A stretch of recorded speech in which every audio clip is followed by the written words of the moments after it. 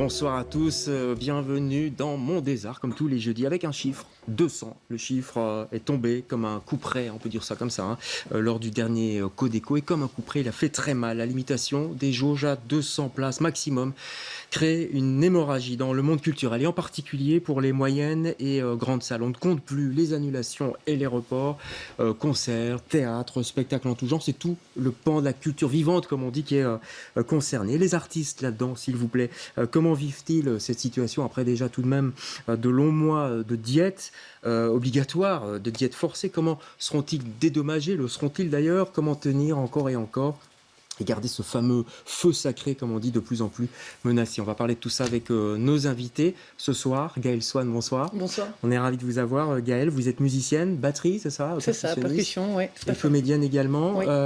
Et vous avez une compagnie? Oui, j'ai la compagnie du Scopitone. D'accord. Ouais, tout à fait. Et vous jouez entre autres avec Jean-Luc Font pour le groupe Stella. Exactement. On vous entend pas beaucoup en ce moment, d'ailleurs. Non.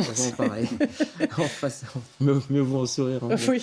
En face de vous, Frédéric Dussène. Bonsoir, Frédéric. Bonsoir. Ceux qui aiment le théâtre vous connaissent, compagnie L'acteur et l'écrit, plusieurs spectacles à votre actif, dont plusieurs en suspens aussi pour l'instant. Oui, trois qui ont été créés pendant cette période bizarre, ouais, et qui ont tous été amputés de leur diffusion, quoi. Donc en plein vol, comme on court après, oui. On court après.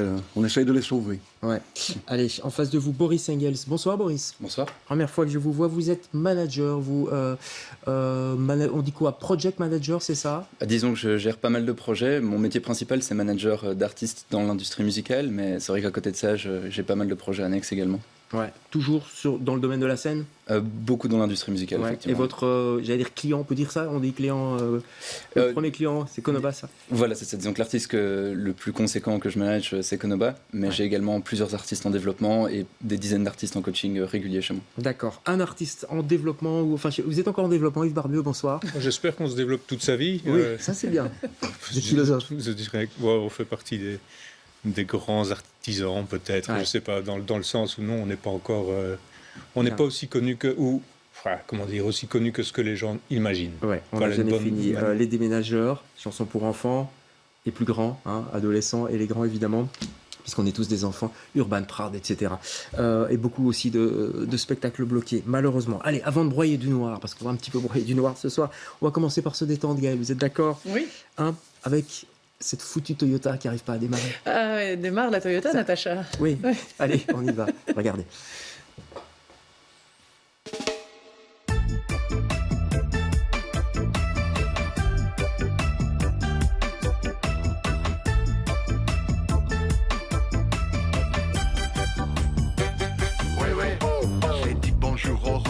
J'ai dit bonjour au lavabo.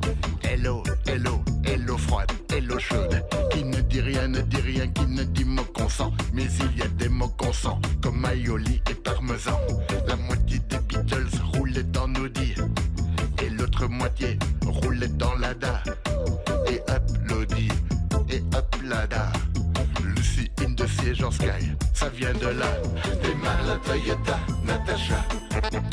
Démarre la Suzuki, Nathalie. Voilà, il sera de Stella, Jean-Luc Font, que la Toyota, elle démarre, la Toyota, finalement, Natacha l'a fait démarrer. Natacha attend toujours pour pouvoir rentrer dedans, parce que je pense qu'elle démarrera quand on pourra recommencer à bosser. Ouais. Combien de concerts annulés avec Stella? On devait jouer dimanche, là. Oui, on devait jouer à la baie, là, dimanche.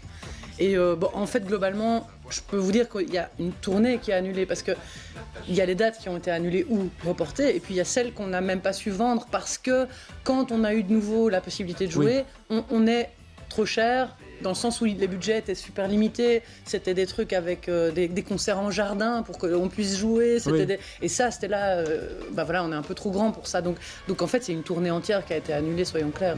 Ouais. Alors donc, vous misiez vos espoirs sur la date de ce week-end à la baie, et puis celle à venir, et puis... oui, on en avait 2 de suite là qui devaient arriver, qui ont été annulés, et puis pour le moment le calendrier est vraiment vide en fait, parce que je pense que la demande est vraiment présente. Les gens, c'était là, même si c'est un type spécifique de musique, c'est toujours plein, il y a toujours de la demande pour celle-là, donc c'est pas le problème de que ce soit vendeur ou pas, c'est juste qu'il n'y a pas de cadre pour accueillir des concerts comme ça en fait pour le moment.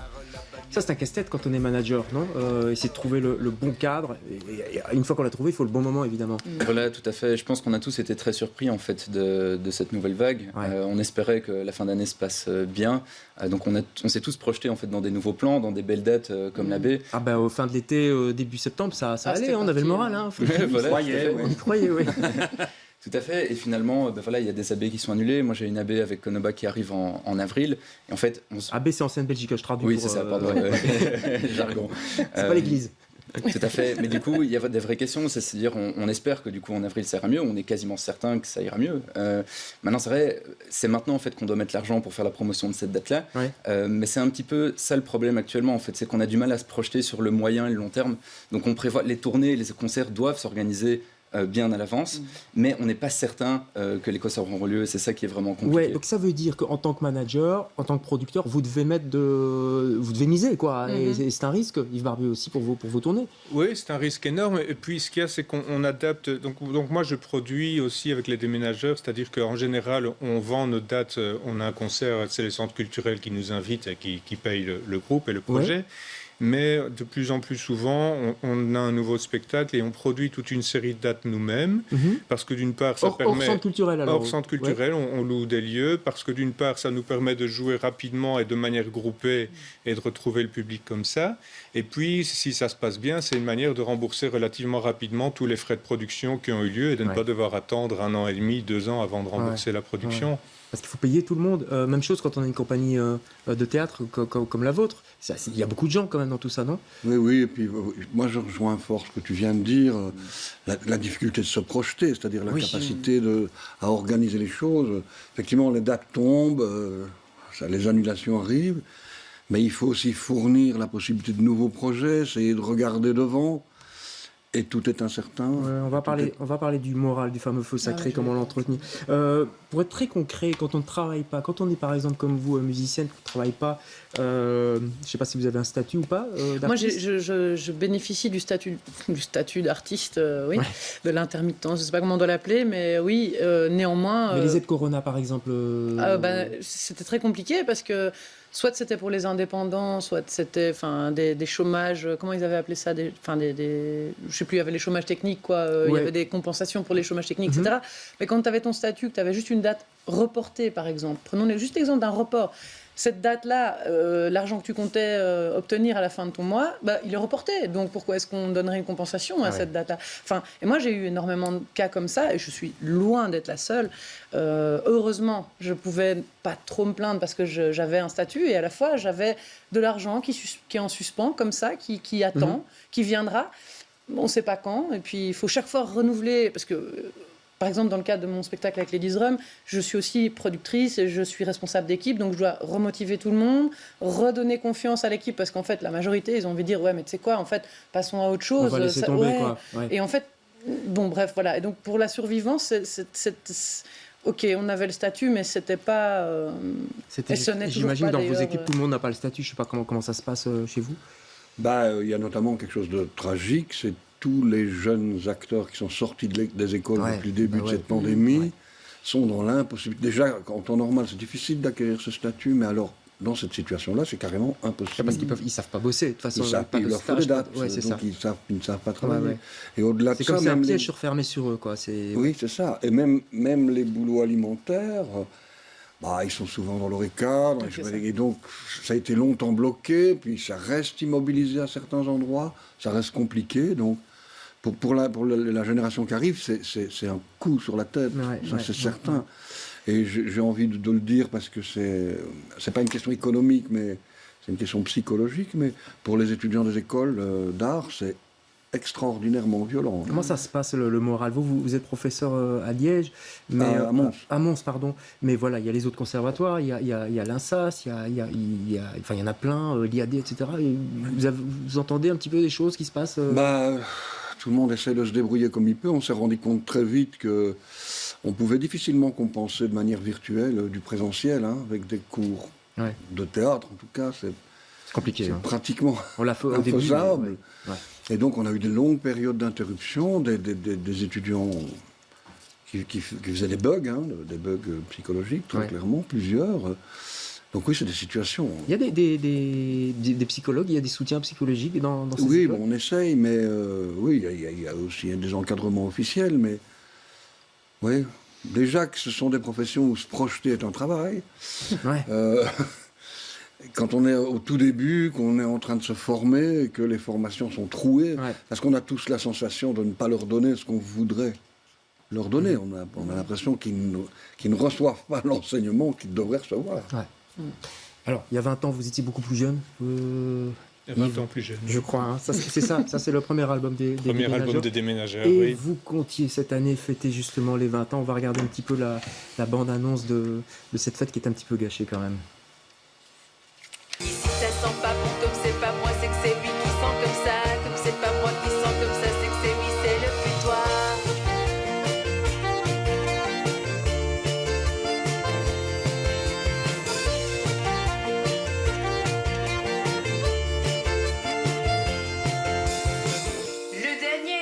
Le dernier endroit que je vois où ça ne sent pas toujours très bon, c'est l'endroit où il ne faut pas oublier de pousser le bouton. Mais voilà, ce n'est pas du WC que vient l'odeur qui me chatouille le nez. 1, 2, 3. Mais où est le putois?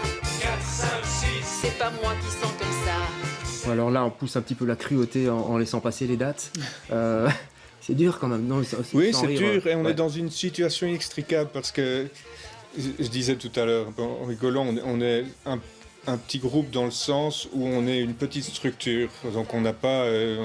Vous êtes 11. Hein, on est 11 à travailler, mais on n'a pas... voilà, si je donne un exemple, s'il y a un fan qui demande une photo, je vais aller porter la photo du fan à la boîte aux lettres, quoi. Donc je pense que les gens n'imaginent pas l'artisanat qui est derrière le groupe, parce qu'il y a quelques chansons qui sont connues dans toutes les écoles. On imagine que j'ai une villa en Espagne, ce qui est loin d'être le cas. Ce qui est difficile avec ça, c'est que bon, comme on a un public qui est très fidèle maintenant, on veut voir assez grand aussi, tant pour nous, parce que le but de n'importe quel artiste, c'est de jouer dans une salle remplie, assez grande. Pour les 20 maintenant, ans, on minimise toujours, on n'a pas envie de faire des trop grosses salles parce qu'on veut garder la proximité avec les enfants et avec les familles. Mais là, on a envisagé 5 lieux avec des belles grandes salles où on a déjà fait une double représentation. Donc, c'était prévu 2 dates à Namur, 2 dates à Nivelles, 2 dates à Uccle, 2 dates à Wavre. Et on se retrouve dans un truc hyper compliqué parce qu'il y a à Nivelles, par exemple, on a déjà vendu 800 tickets sur les 2 séances. Si on devait jouer devant 200 personnes, à qui on refuse? On ne peut plus doubler la date. Est-ce qu'on doit relouer encore une fois? Comment on va gérer les changements de billetterie? C'est nous qui devons faire tout ça. C'est un travail de dingue. Et moi, ça me scandalise que le coup près tombe comme ça du jour au lendemain, qu'il n'y ait pas un peu plus de réflexion, notamment vis-à-vis des jauges des salles, parce qu'on va jouer le centre culturel de Uccle, c'est une salle qui peut accueillir 900 personnes. Donc pourquoi 200 là et 200 pareil dans un espace qui est beaucoup plus petit? Boris, il n'y a pas eu assez de concertation avec le secteur, selon vous, en tant que manager? Mais je pense aussi que c'est notre travail d'agent de vulgariser aussi les industries culturelles. Forcément, moi je vais parler de l'industrie musicale, mais on a de plus en plus de rassemblements d'agents qui se rassemblent en structure. Par exemple, là il y a la FBMU qui s'est créée au début du premier confinement. Fédération des managers et des bookers unis. Et en fait, l'idée, c'est justement de pouvoir essayer d'avoir un seul message clair et concis à porter aux politiques, en fait. Parce qu'il n'y a rien à faire, mais même rien que dans l'industrie musicale, qu'on fasse de la drum and bass ou de la pop ou de la variété française, les mesures vont nous impacter d'une manière très différente, en fait. De nouveau, la jauge de 200 personnes assises, ça peut fonctionner pour un projet en développement dans un style pop assez traditionnel, mais la drum and bass, ça n'ira pas.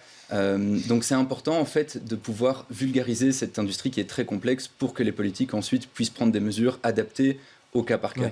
D'abord, on vous a dit assis, et puis après, on vous a dit assis, mais 200. C'était chaque fois, ça descendait à chaque fois. D'abord, c'était masqué, et puis assis, et puis 200, si je ne me trompe pas. Avec le CST entre les... Avec le CST, alors oui, il y a des salles, heureusement... Enfin, nous, par exemple, avec les Drum, on a joué à la Vénerie. Là, par exemple, ils ont offert le test à ceux qui n'avaient pas le CST pour justement permettre l'accès aux gens. Voilà. Et puis là, maintenant, je pense que les salles vont commencer à arrêter parce que ça leur coûte beaucoup trop cher de faire ça. En plus, il y a un truc qui me chiffonne, c'est que tous ces lieux, dans le cadre d'un centre culturel, c'est quelque chose qui est subventionné, mais dans les lieux privés, ils ont pour beaucoup investi dans des extracteurs d'air, purificateurs d'air, bata. Ça coûte, et c'est des trucs qui coûtent extrêmement chers, qui ne sont pas encore forcément rentabilisés. Et malgré toutes ces normes, on nous empêche de jouer. Pourquoi le gouvernement n'investit pas dans tout ça plutôt que de toujours pallier à l'urgence? C'est ce qu'on dit. On a reçu plusieurs directeurs de théâtre, à la fois privés, subventionnés. Ils avaient un petit peu le même discours. Vous avez l'impression de ne pas être entendu du politique, d'être un fameux mot invisible? Là, au dernier Codeco. Pas pris en considération pour nos spécificités. C'est évident que les salles de spectacle n'ont pas été des clusters, ne l'ont jamais été. Il y a des tas de raisons à ça, mais notamment on a des spectateurs assis qui regardent dans une direction unique, qui sont masqués, et qu'il y a des épurateurs d'air. Qu'est-ce qui peut arriver alors que tout le monde prend le bus? On a eu quelques coups de gueule de responsables de théâtre, notamment le directeur du KVS récemment. Le politique, il écoute quand même. Je vous propose d'écouter la ministre Bénédicte Linard. Elle s'est exprimée hier sur nos antennes Radio BX1+. Elle a tenté de rassurer, autant que faire se peut, le monde culturel en disant elle aussi que ces décisions n'étaient pas basées finalement sur une réalité scientifique. Écoutez-la. Alors je pense qu'il faut pouvoir dire la vérité. Les décisions de vendredi ne sont pas basées sur des avis scientifiques et des avis d'experts, mais on sait bien, il est avéré aujourd'hui, qu'il y a eu une instrumentalisation du Codeco. Et donc, oui, j'assume le fait que par rapport à la culture, les mesures sont déséquilibrées, disproportionnées et incohérentes. Et sur les relais au Codeco, je pense qu'il est évident que et mon ministre-président et entre autres le vice-président fédéral Gilles Quinet, qui sont des relais importants pour la culture depuis le début de la crise, font leur possible, mais le résultat du Codeco de vendredi, on l'a tous constaté, et vous-même, Monsieur Grosfilet, dans vos éditions précédentes, il y a eu une instrumentalisation qui a balayé la cohérence des décisions vendredi. Voilà, Georges. Oui, et je précise aussi que Georges-Gilles Quinet fait partie du parti écolo. Écoutez, pas écouter, on a l'impression quand même qu'elle vous comprend. Mais...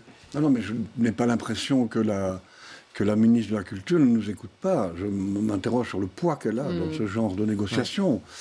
Par contre, ce qu'elle vient de dire, c'est terrifiant et c'est inquiétant, même au-delà de la crise, et c'est inquiétant quand même pour la démocratie, qu'il se passe des choses comme on soupçonne qu'il a dû s'en passer dans l'instrumentalisation du dernier Codeco, qui était quand même de l'ordre un peu du folklore. C'est quand même assez gravissime. Enfin, là, moi, je suis encore plus inquiet. Ça va même au-delà de notre situation. C'est la démocratie qui est en question là. Et on a l'impression que c'est souvent le monde culturel qui paye, qui en fait les frais en premier. Je ne sais pas ce que vous en pensez, Yves. Oui, je me questionne toujours là-dessus, si c'est un choix politique ou si c'est... Parce qu'effectivement, comme tu disais, il y a des mesures qui ont été prises, on a fait des études pour montrer... Moi, je vois encore dans les salles avec les déménageurs, même quand c'était le Covid Safety Kit, il y avait beaucoup de gens qui gardaient encore le masque. Enfin, je veux dire, les gens font attention. Oui, un choix politique, ça voudrait dire alors que le politique a vraiment pas du tout envie de s'intéresser au monde de la culture. Si on ferme tous les grands magasins et qu'on ferme la culture, je vois une sorte d'égalité entre tout le monde. Quand on ferme la culture, même les grandes salles, et qu'on met 200... Enfin, je dis fermer la culture parce que pour nous, 200, c'est fermer la culture dans notre cas, et que d'un autre côté, on va laisser les gens s'entasser dans des bus ou faire les grands shoppings. Là, il y a un message pour moi. Vous avez ce sentiment d'injustice aussi, voire de colère. Il y a eu l'enterrement du grand Jojo, où il y a une dérogation pour cet enterrement, une exception faite. 400 personnes pouvaient y assister. C'est quelque chose qui vous a choqué ou pas?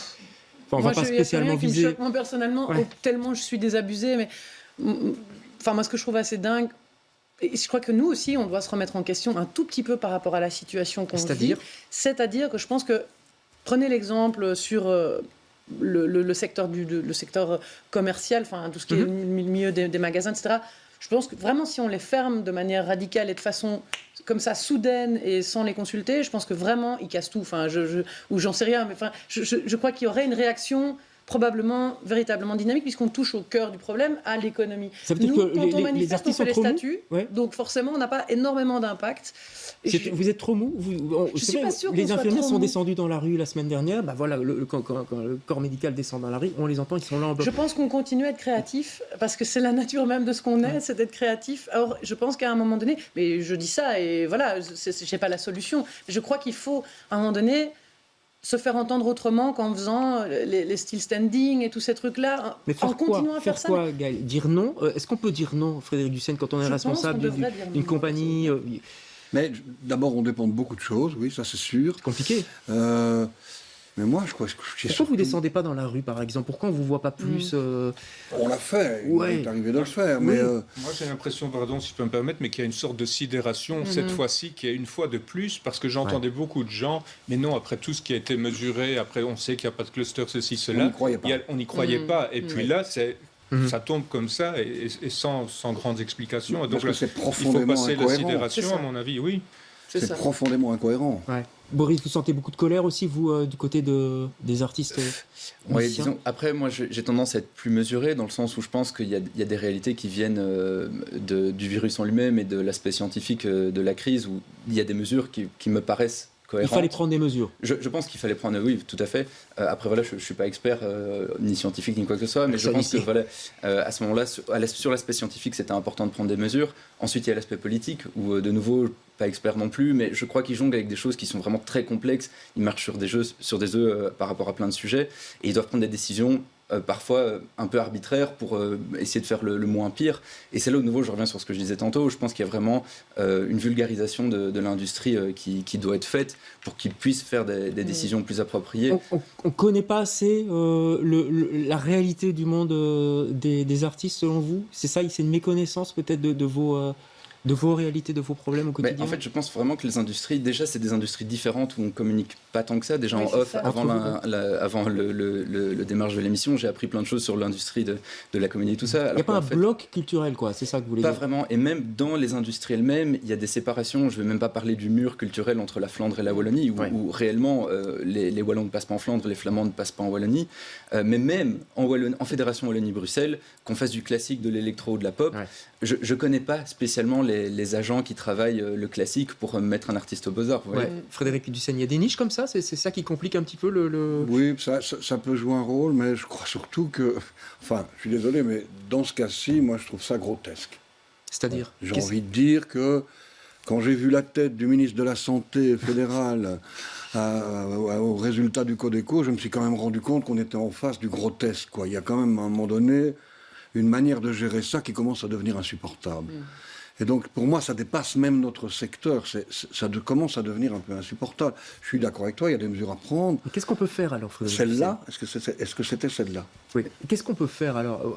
Parce qu'on peut dire, oui, c'est grotesque, mais so what, quoi? Qu'est-ce qu'on peut faire? Donc là, Charlotte, la tournée de Charlotte, 10 dates de Charlotte, on va peut-être voir des images, sont supprimées. Le texte de Michel Fabien, annulé, c'était prévu au Marny, c'est pas reporté. 10 dates de Patricia également. Oui. Et vous m'avez dit pas reporté non plus. Pas reporté non plus. Encore un autre spectacle, donc 3 spectacles. Ça veut dire les comédiens, ça veut dire les techniciens, ça veut dire. Ça veut dire qu'on danse sur la corde, qu'on se réinvente, qu'on travaille avec d'autres lieux, qu'on va chercher ailleurs, mais qu'on n'arrive pas à récupérer ce qui est perdu. Hein. Il faut pas... Non, ce sont des... Je reviens toujours à cette question, et c'est pour ça que je suis un petit peu en colère sur ces incohérences. C'est déjà tellement difficile de se projeter que si on a l'impression qu'il n'y a pas de pilote dans le navire, c'est complètement insupportable. Gaëlle, oui, moi je pense qu'il faut... Enfin, je réfléchissais encore à ce que je vous disais tout de suite, et je pense vraiment... Alors, je lâche les choses un peu comme elles me viennent, mais je crois qu'il faut, à un moment donné, se rebeller d'une certaine façon, et cette rébellion va passer, je pense, par ce qu'on sait faire, travailler. Je crois qu'il faut, à un moment donné, dire, voilà, on respecte la mesure de distance, on respecte les extracteurs derrière les machins brol, vous ne fermez plus, stop, on arrête, on joue. Mais il faut du courage, et on sait très bien aussi que pour avoir ce courage-là, quelle menace pèse sur les lieux qui sont en tout cas subventionnés? C'est cac, on vous coupe vos subventions, et donc ils vont jamais prendre le risque de... Voilà, vous avez compris comme moi. Donc on est coincé, quoi, c'est ça que vous voulez dire? Je pense qu'on est coincé, je pense qu'on sera toujours... Parce qu'on est aussi probablement les plus dociles d'une certaine façon dans le sens de l'adaptation, je pense qu'on sera toujours ceux qui subiront probablement le plus, même s'il y en a beaucoup d'autres qui ont subi, hein, évidemment. Et parce que le soupçon de non-essentiel continue à traîner. Encore aujourd'hui, malgré tout ce qui s'est passé. Oui, c'est évident. Quand on voit un responsable d'hôpital liégeois qui dit « moi je ne respecterai pas », je n'empêcherai pas mon personnel non vacciné de venir travailler. D'un coup, c'est une grande autorité médicale qui met en question des décisions prises un tout petit peu difficiles. Donc, Donc il y a encore du chemin à faire Moi, je pense que ça me dépasse un peu, c'est ça que je veux dire. L'émission se termine, malheureusement, il y a beaucoup de choses à dire. Prochain Codeco, le 22, vous avez de l'espoir quand même, Yves Barbieux Moi, notre prochaine date est le 29 décembre, donc on attend encore. On a encore des gens qui réservent pour le moment, et ça montre aussi un peu l'incompréhension du public sur les réalités, nos réalités à nous. Ce que je disais tout à l'heure, c'est que pour nous, jouer 2 séances devant 200 personnes, on perd énormément d'argent. Sans compter que les reports, il y a les gens, le public finalement perd parfois confiance aussi et se dit bon, ça va, on laisse tomber, on va rester sur Netflix pour ne pas le citer. Je vous montre le dernier album quand même, hein. C'est bientôt les fêtes. Le Patamode, c'est ça? C'est le spectacle, c'est le dernier livre CD, mais on vient de terminer de le jouer. D'accord. Alors, Mon manager de poche, ça c'est vous-même qui l'éditez, Boris? Oui, tout à fait. Ça explique votre métier, tout ça? Oui, c'est ça. Donc, moi, je crois vraiment que déjà l'industrie musicale est en crise déjà en temps normal. Et donc, en tant qu'artiste et en tant qu'agent, on a toujours dû retomber sur nos pattes. Et donc, pendant le premier confinement, jusqu'à assez récemment, j'ai écrit ce bouquin pour essayer justement de trouver son chemin dans l'industrie musicale malgré des contextes qui sont parfois compliqués. D'accord, et on peut trouver ce livre sur votre site boris.engels. borisengels.be. borisengels.be. Alors vous, spectacle prochain, on espère, on croise les doigts. Ladies Drum, j'espère, oui, continue. Et puis... Ladies Drum, c'est ça. Voilà, jeu de mots, exactement. j'imagine, Oui, c'est un jeu de mots. D'accord, parce que vous êtes percussionniste. Et nos Patricia et tout ça. Charlotte, fin janvier, à la Maison des Cultures de Nederland-Beek. Voilà. Allez, on va croiser les doigts pour vous. Merci à tous les 4, en tout cas, d'avoir participé à cette émission. On se retrouve jeudi prochain avec d'autres invités. Bonsoir. Merci.